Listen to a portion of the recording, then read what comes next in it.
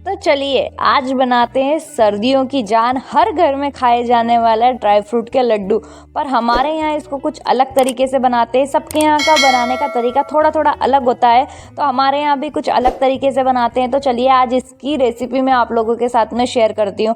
तो सबसे पहले तो हमको ले लेना है काजू, बादाम और खारेक। इन सब चीज़ों को हमको तोड़ कर रखना है। जो बादाम रहती है ना, इसको हमको कूट लेना है, काजू को भी कूट लेना है, दरदरा हो जाएगा। जैसे कि मैं ये थैली में डाल रही हूँ ना, ये काजू, ये इसको मैं है ना थोड़ा सा इसको है ना इसमें भर करके और थोड़ा सा कूट लूँगी, तो ये थोड़े थोड़े से इसके पीसेस हो जाएंगे, तो वो अच्छे लगते हैं। एकदम मिक्सी में ग्राइंड कर लेते हैं ना, तो वो पाउडर बना हुआ बिल्कुल भी अच्छा नहीं लगता है। हमारे यहाँ हमेशा मम्मी ऐसे ही बनाती है ना, तो हमको ऐसे ही अच्छा लगता है। और जो खारे के ना उसके बीज निकाल रहे हैं मम्मी, और उसको फिर बाद में मिक्सी में डाल करके उसका थोड़ा सा दरदरा सा बना करके हम तैयार कर लेंगे। तो इन सब चीज़ों को तो हमको सारी चीज़ों को थोड़ा सा कूट कूट के हमको कर लेना है। इसका चूरा टाइप से ही बोल सकते हैं हम। और जो खोपरा रहता है उसको मम्मी थोड़ा सा घीस लेंगे।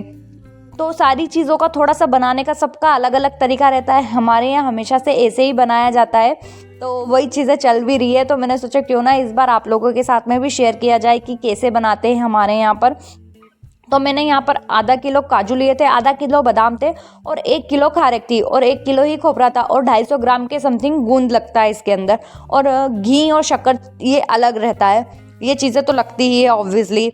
तो यहाँ पर ये सारी चीज़ें हो गई थी। मम्मी ने पहले तो खारेक को तोड़ लिया था, मैंने दोनों चीज़ों को अच्छे से कूट दिया था। उसके बाद फिर मम्मी ने यहाँ पर खोपरा भी घिस दिया था। अब आते हैं खारेक को मिक्सी की जार में डाल करके इसको थोड़ा सा दरदरा बनाना है हमको। और यहाँ पर जब हम पीसेंगे ना खारेक को, तो वो थोड़ा सा मिक्सी की जार में अड़ेगा, तो हमको बहुत ध्यान से इसको करना है। मेरे भी स्टार्टिंग में थोड़ा सा दिक्कत आ रही थी पीसने में, पर बाद में फिर आराम से पिस गया था ये। तो थोड़ी देर तक तो चलाती रही मैं। उसके बाद फिर ये पूरा भरा हुआ था ना, तो फिर इसको खाली करना पड़ा मेरे को, तब जा कर के ये फिर से चलने लगा अच्छे से, क्योंकि बीच बीच में अटक जा रही थी वो खारेक। पर हाँ, फिर ये पीस गई थी। उसके बाद इन सब चीज़ों को हमारे यहाँ है ना एक बार थोड़ा सा घी में सेका जाता है, ताकि है ना सर्दी ना लगे किसी भी चीज़ की।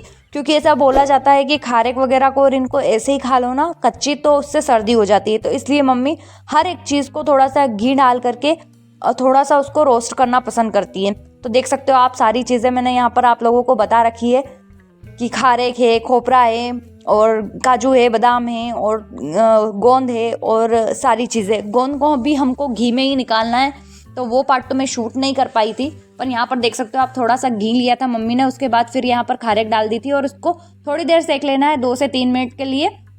अच्छे से भुन जाएगी ये, तो वो ज़्यादा टेस्टी भी लगती है। उसके बाद काजू डाल दिए थे ऐसे ही, उसके बाद फिर बादाम डाल दिए थे, और सारे में थोड़ा थोड़ा सा घी ज़रूर डालना है। और घी जैसे ही पिघल जाएगा, थोड़ा सा गर्म हो जाएगा, उसके अंदर काजू है, बादाम है, सारी चीज़ें एक एक करके ही हमको थोड़ा सा रोस्ट करना है, ताकि वो कहीं से जले ना, इसलिए अलग अलग करके ही डाले थे सारी चीज़ों को।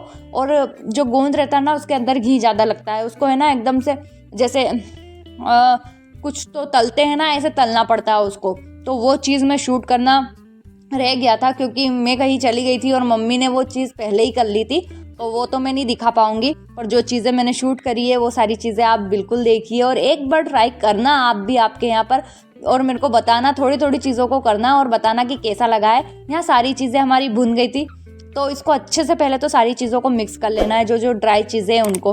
अब बारी आती है गोंद की। तो मैंने जैसे कि बताया, वो शूट करना मैं भूल गई थी, तो वो तो हो ही नहीं पाया है। उसके बदले में हम यहाँ पर करेंगे अब जो चीनी है ना उसको भी। और चीनी भी मम्मी ऐसे ही नहीं डालती है, उसको भी घी के अंदर थोड़ा सा घी को मेल्ट करती है, उसके बाद इसके अंदर डालती है चीनी, ताकि वो सर्दी ना करे चीनी भी। ऐसा सुनने में आता है ना हमेशा कि चीनी भी सर्दी करती है, पर ऐसे अगर आप डालोगे ना चीनी, तो ये भी सर्दी नहीं करती है। तो जैसे ही हमारा घी थोड़ा सा मेल्ट हो गया था ना, यहाँ पर डाल दी थी शक्कर। और ये शक्कर भी इतनी सी नहीं डाली थी जितनी कि आप लोगों को अभी दिख रही है, थोड़ी ज़्यादा डाली थी। वो भी मैं पहले शूट करना भूल गई थी, ये फीका रह गया था, इसलिए मम्मी ने फिर से और थोड़ी सी चीनी डाली थी इसके अंदर। और इसको अच्छे से हमको चलाना है, ये भी 5-1 मिनट में आराम से पक जाएगी। उसके बाद जो भी हमारा चूरा है सारा, उसके अंदर हमको डाल देना है और अच्छे से मिक्स कर लेना है सारी चीज़ों को। ये बहुत टेस्टी लगता है, क्योंकि इसके अंदर घी भी बहुत अच्छा रहता है, भर भर के पड़ता है। चीनी रहती है, सारे ड्राई फ्रूट वगैरह रहते हैं और सारे ड्राई फ्रूट भी रोस्ट किए हुए रहते हैं, तो वो और ज़्यादा टेस्टी लगता है। तो आप लोग भी एक बार ज़रूर इसको ट्राई करना और मेरे को कमेंट करके ज़रूर बताना कि आप लोगों को ये चीज़ कैसी लगी है।